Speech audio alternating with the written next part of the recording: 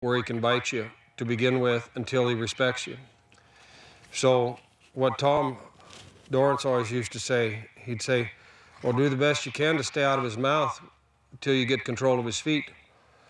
So there's no point in having them right up to you where you're kind of cuddling on them if they're in the frame of mind that they'd just soon bite you as look at you. So I'd give him a job to do. And I've seen it to where Tom would even have one that was so wanting to be aggressive that he couldn't get away from him when he was in his 80s working with him. And he might fill a barrel full of water, like one of those plastic barrels. And he'd keep that barrel between him and the horse the whole time, so the horse couldn't get to him. Just like a bullfighter might do at a rodeo. And he'd get the horse kind of soft in where he could work him on the end of the rope and get him where he moved his feet. And then he might be able to bring him over the barrel and pet him. But he had to do that to protect himself if the horse had been really spoiled by someone. Well, I doubt you'd probably have that much of an issue.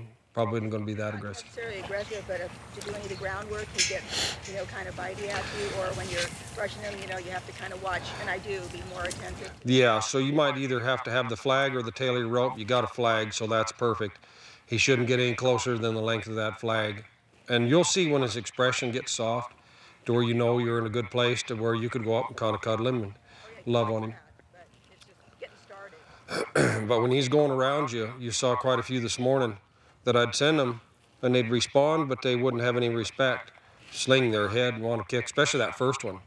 He was a real knucklehead.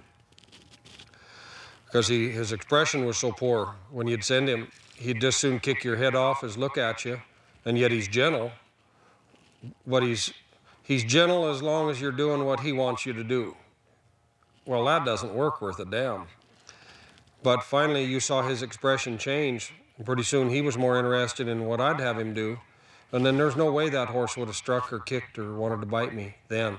But until his mind got kind of right, I had to watch him.